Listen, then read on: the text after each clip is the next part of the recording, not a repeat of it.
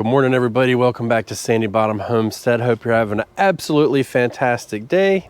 As you can see, in coastal North Carolina, it got cold. Remember we were talking about how don't get too excited? 33 degrees last night, man. So everything came inside that needed to. Some things stayed out, but I am glad that I waited, and I'm going to continue to wait until we are out of the woods, which we should be close. But even though it's cold right now, it's super weird to talk about this, but we've got to, and it's about planning for the future. And basically we're going to be anticipating what's going to happen in our garden this year, and we're going to be able to take care of our problems before they come. You can see in a lot of our garden, we are in the actual honeymoon phase of it. So everything's good. Can't think of anything wrong, can we?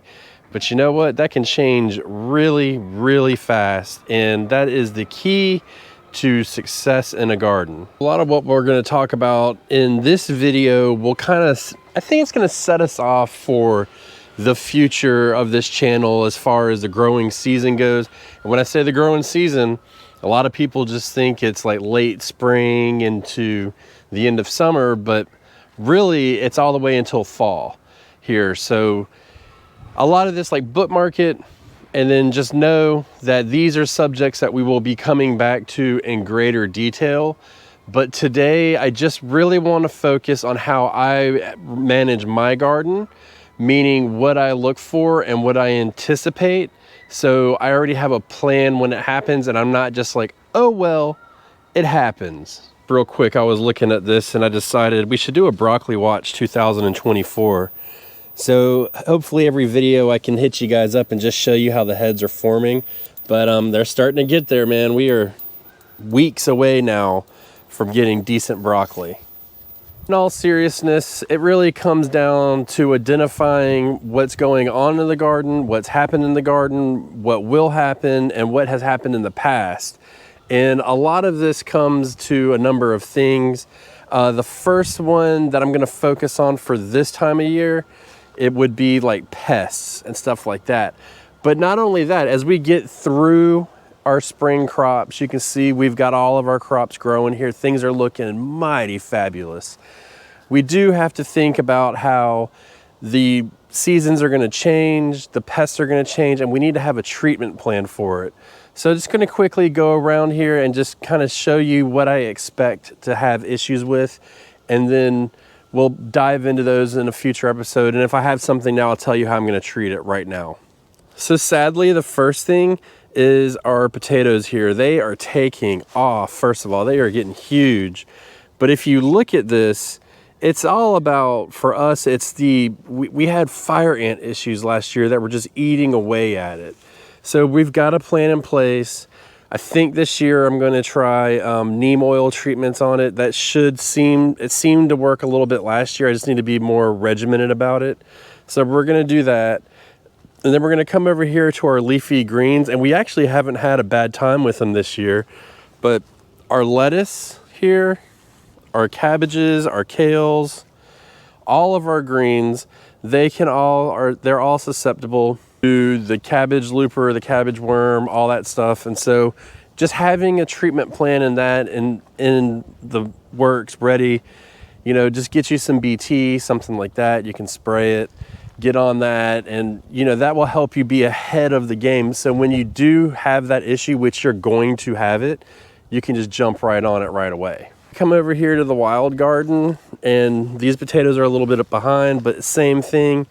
The carrots I haven't had a big issue with. I've always heard of whitefly, so I'm prepared to deal with that, but I have not had to deal with it, so we'll just take that one step at a time. But all of this other stuff, same thing. I do have one thing in the greenhouse that is very important, and we need to talk about it, and it's affecting my mustards, but it can also, and it will end up affecting our peas right here that are starting to take off, if you can see. Bada bing. So let's go in here and check this out. I'll show you what's going on.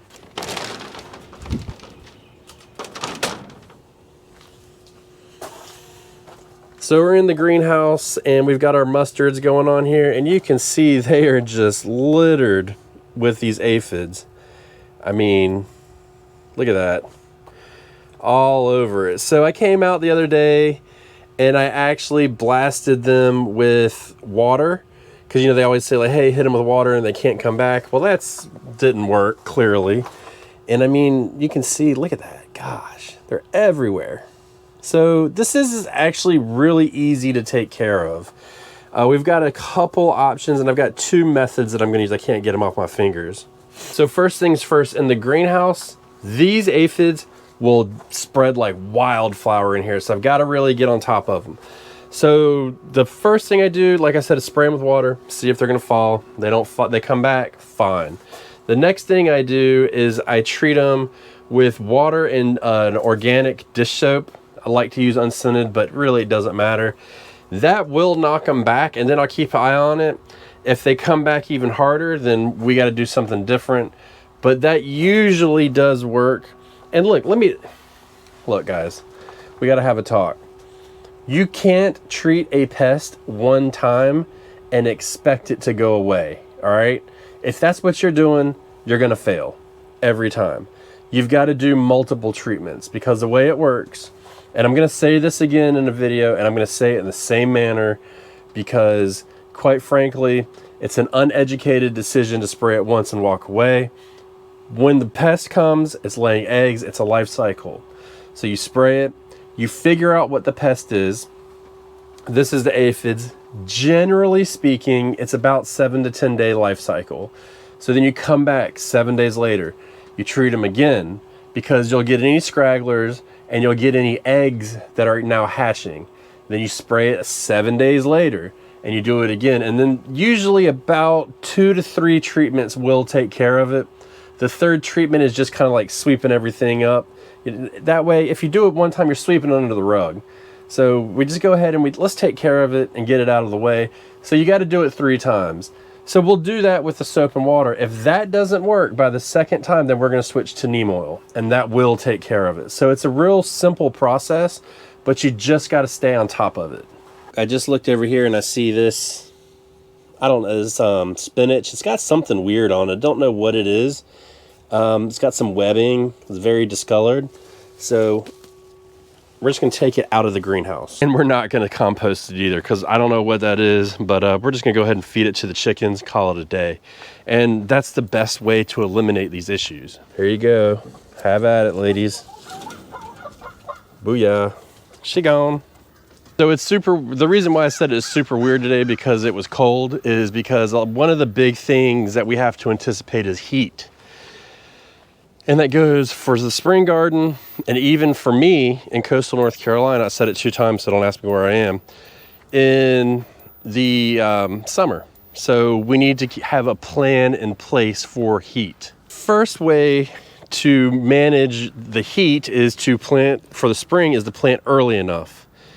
And plant it, get it out of there. That way you don't have to worry about covering it, shade, anything like that.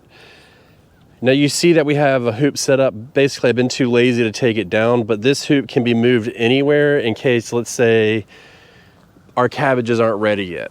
Then we can move this over there, we can add some shade, and hopefully keep it cooler a little bit longer so it can continue to produce the way we want it to. Same thing goes for the summertime. For us, it gets so hot, and I know a lot of the viewers are the same way, that it's really a struggle to grow in the summertime, you know, especially when you get to about July and August. It can be very, very difficult. So we've got to keep a plan in place, be ready for that. And the 2 ways to go about that are either planting those early enough to get your harvest and get it out of there. 2, getting heat tolerant varieties that will help. And 3, adding shade. All of those things you will hear more about, because these are all practices that I do within my garden. All right, everybody, let us know what's going on in your gardens right now. What area of the country are you in, and what are you doing in your gardens that's going to help other people? You know, we've talked a lot about feeding on this channel and fertilizing, and that's another one. And that just goes along the lines of what needs to be fed when, how much does it need to be fed, and what does it need? And, you know, not everything gets fed the same. So we always keep that in mind as we're planting and thinking about these things. And this is what will set apart our garden in different areas. That's why we do raised bed gardening. It's not because our soil is crap, it's so we can control each bed the way we want. And you know, our corn is going to take different fertilizer than our sweet potatoes, and our onions will take different than our squash, and so on and so forth. So planning ahead of this and anticipating those desires of those plants will really make a big difference. And this is why we have a whole bed of broccoli that's doing so well, is because we have them on a feeding schedule and it's meeting the requirements that it needs in order to produce those big heads fast. Okay, so now we need to talk about watering needs a little bit.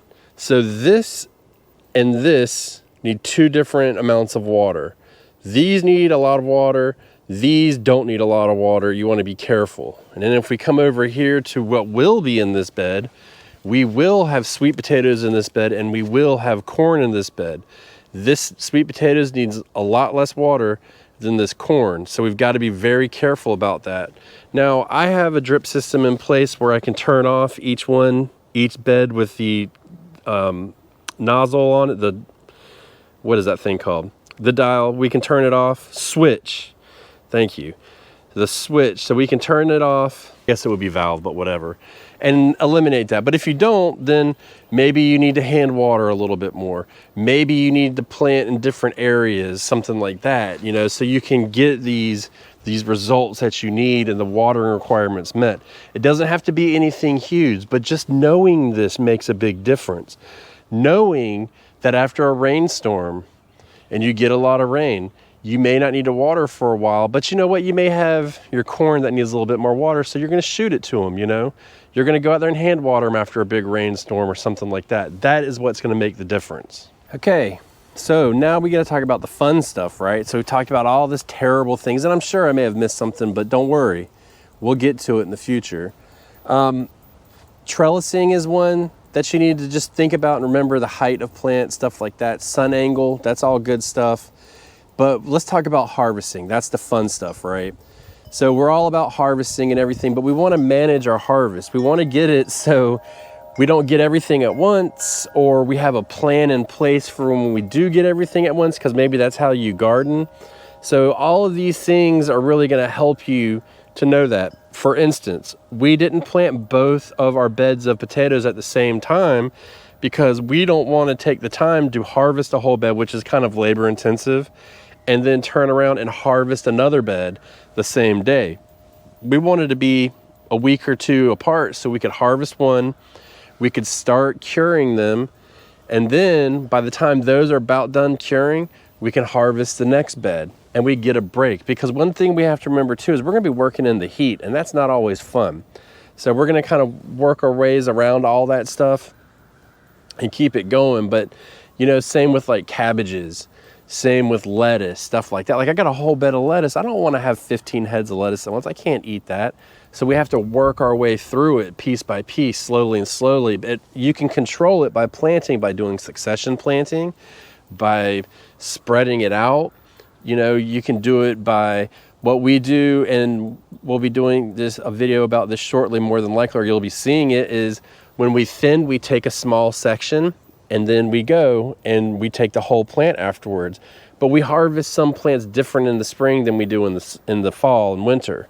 So there's a big difference in how you do it, but this is part of the planning portion of it. And once you get this stuff under control, you're gonna get it, and you're going to have more success in your garden, and you're gonna be able to really, you'll get to the point where you needed to make more room because you could plant more and you could manage it better. And that's really what it's all about. Goodbye.